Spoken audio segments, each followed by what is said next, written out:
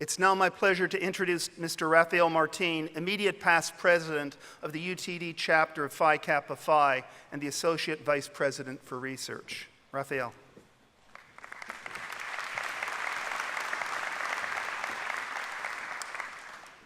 Thank you, Dr. Harpham.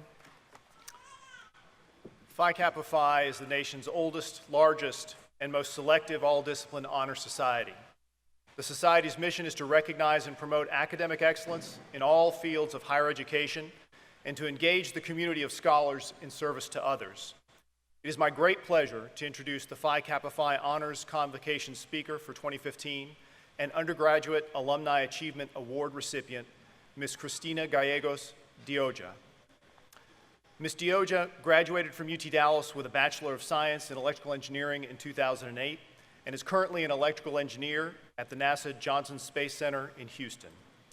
A career in engineering was always clear for Christina, who as a fifth grader knew she wanted to someday work at NASA. She got hooked on space while perusing through her dad's old college physics books about distant galaxies, nebulae, and black holes. In the 11th grade, she was selected to participate in the NASA High School Aerospace Scholars Program.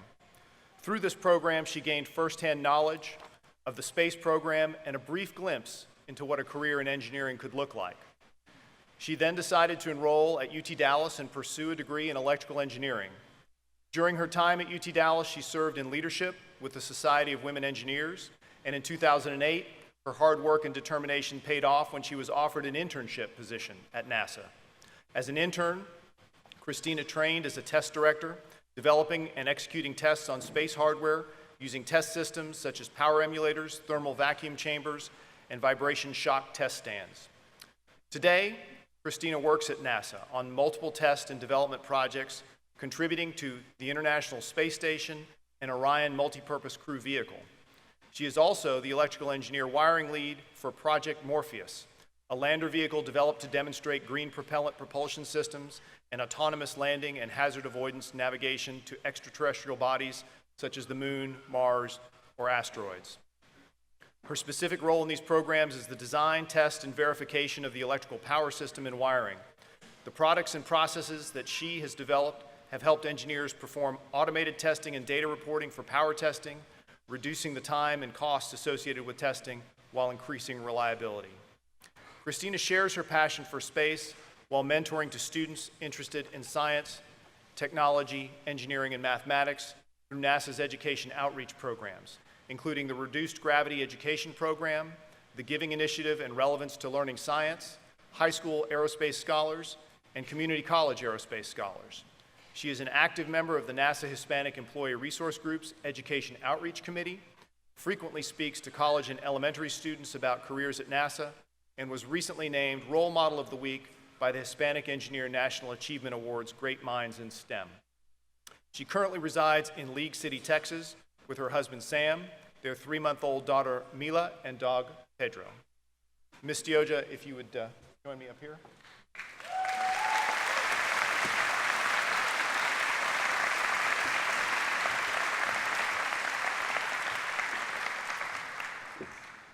In recognition of your distinguished contributions to scholarship, service, and education, the Board of Directors of Phi Kappa Phi and the UT Dallas chapter have nominated and elected you into honorary membership. Please accept this framed certificate, honor cord, and pin, which commemorate your award and membership into the Society. Congratulations.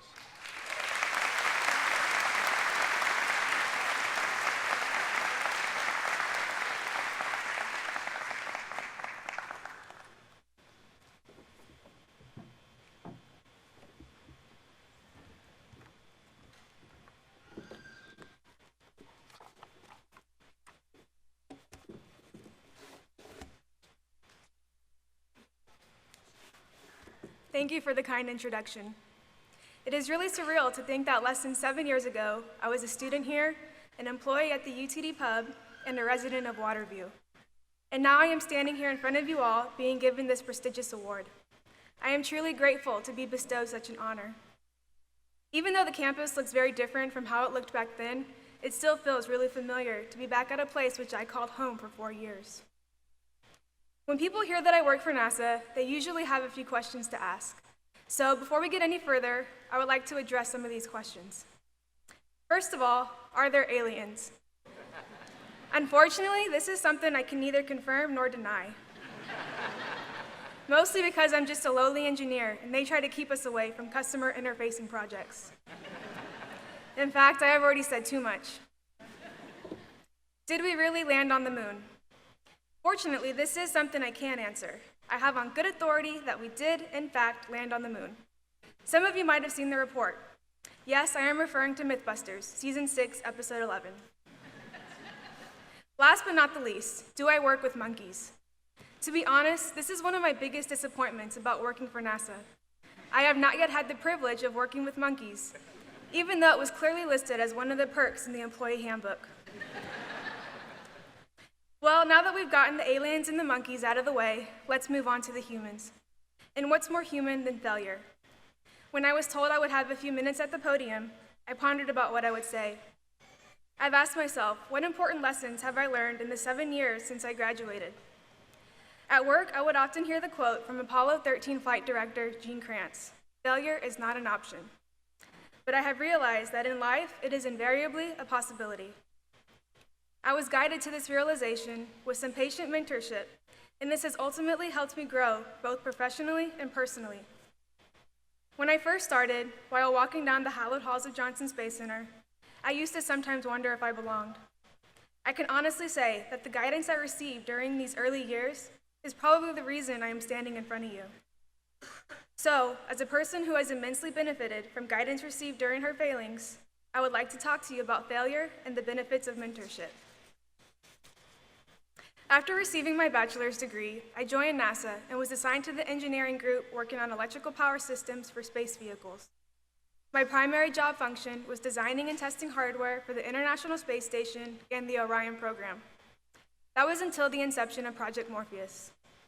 Morpheus is a prototype lander vehicle designed for vertical takeoff and landing. The project was created to test technologies that can benefit future human exploration space missions, particularly advancing green, liquid oxygen and methane propulsion, and precision autonomous landing on a planetary surface.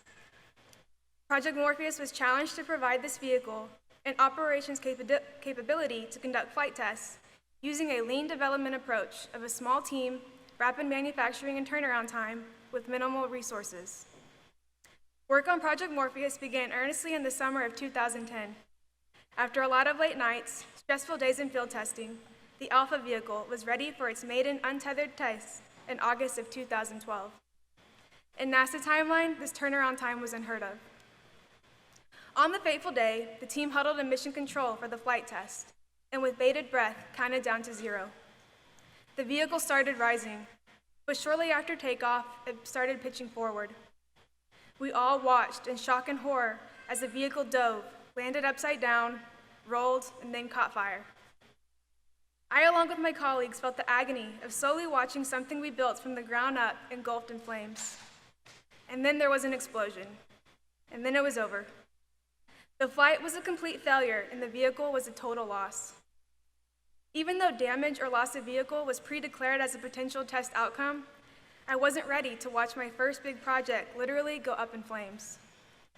As one of the youngest and the least experienced members of the team, I was almost certain I would be receiving my walking papers, and this would be the end of my NASA career. Spoiler alert, I didn't lose my job. My colleagues and other senior engineers saw that I wasn't taking it too well and tried to put it in perspective for me. Even though the flight was a failure, the test was not. We had tangible data that we could use to design an even better vehicle with. In fact, I didn't just not lose my job, but was offered a leadership engineering position in the project. This would require me to push myself, both technically and professionally.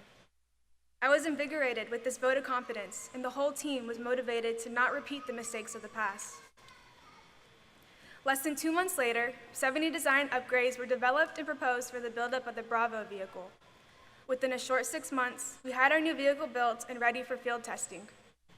Some guided tests later, less than a year and a half after the fateful crash, Morpheus 1.5 was ready to attempt another untethered free flight. John Shedd once said, "A ship in harbor is safe, but that's not what ships are built for." It was time to let Morpheus fly again. So once again, the team gathered in the control center. The flight director was polling all of the subsystems for a status, go or no go. I wondered, had I done everything to prevent another crash? When the flight director polled my subsystem, I was confident that I had done everything in my power to prevent history repeating itself. I answered in the affirmative.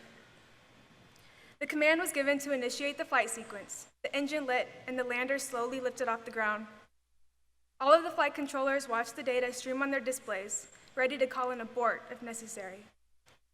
Morpheus continued to rise in the air, rock steady, then slowly and precisely began its descent. When the lander touched down safely, I could hear a collective sigh of relief in the room. The flight could not have gone any better. Well, I guess it could have landed a few millimeters to the left, but nobody was complaining. This was my first introduction to the concept of failing forward. When I was sitting where you are today, what I feared most was failure. Working for an organization that put a man on the moon, I was under the impression that failure was not acceptable. I quickly realized there would be no innovation and originality if we let failure impede our progress.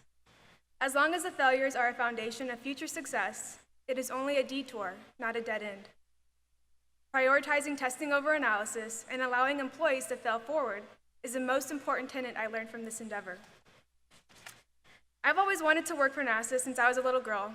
There might be jobs that let you travel, give enticing stock options, or offer killer snack rooms. But I don't know of any jobs that'll let you get sick in simulated zero gravity in the aptly named Vomit Comet. A little while ago, while floating around in zero G, I had a smile on my face, feeling blessed to be working at my dream job. However, thinking back, I realized that I might not have had a whole deal of choice in this matter. Growing up, my dad would get me microscopes and books on astrophysics as birthday or Christmas gifts. He was always eager to bring out the whiteboard to explain calculus and talk about vague math concepts, which wouldn't be strange if I wasn't 10. Either way, I believe my proclivity to math and science began around the same time. In 10th grade, I wrote our congressman about my desire to work for NASA, and shortly after, I got nominated and chosen to participate in the High School Aerospace Scholars Program, which is an initiative to encourage students to pursue careers in science, technology, engineering, and mathematics, or STEM. As part of the program, I would spend a week at GSC working on a simulated Mars mission with other Texas students. This was my first experience working with actual engineers, and I got a glimpse into what it was like to work at NASA. This helped set me on my path to where I am today. In my senior year at UTD, I was offered an internship position at NASA. I would be working under the direction of a technical lead engineer as a test director, performing environmental and hazardous testing.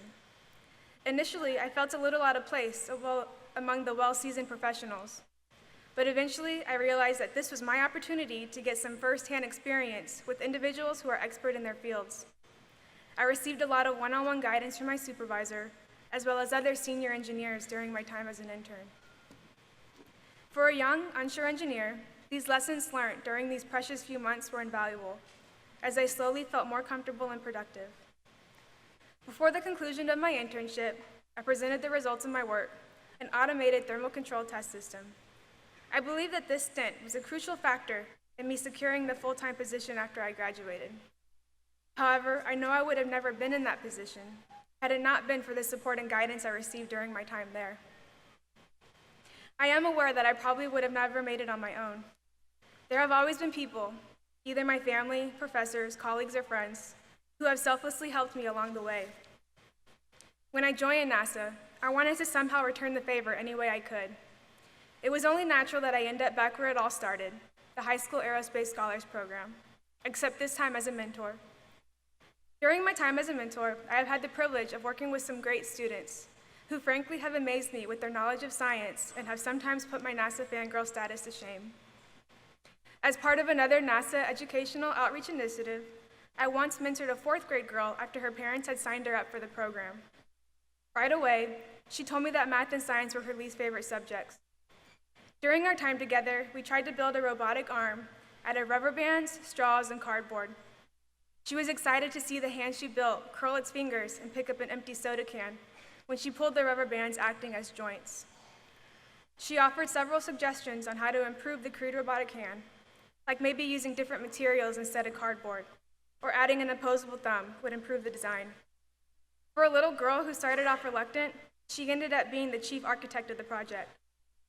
By the end of the summer program, she was a little more excited for her math and science classes that she would be taking, and she even told me that she could see herself maybe being a software engineer someday. Honestly, I'm not sure how much of a difference I am making in these students' lives, but I know the importance mentoring played in mine.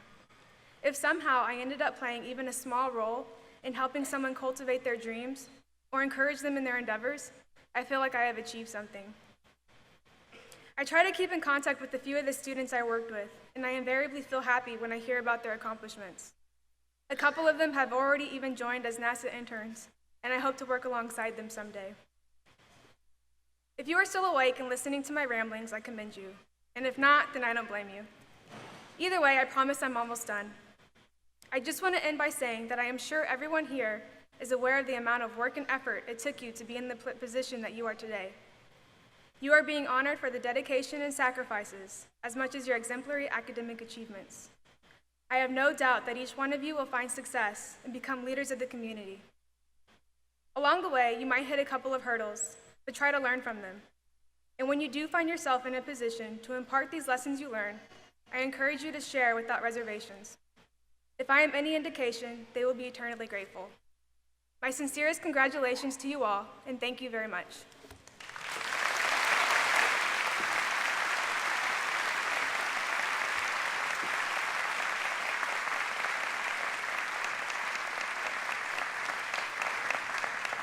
Dean Blanchard will now conclude today's ceremony.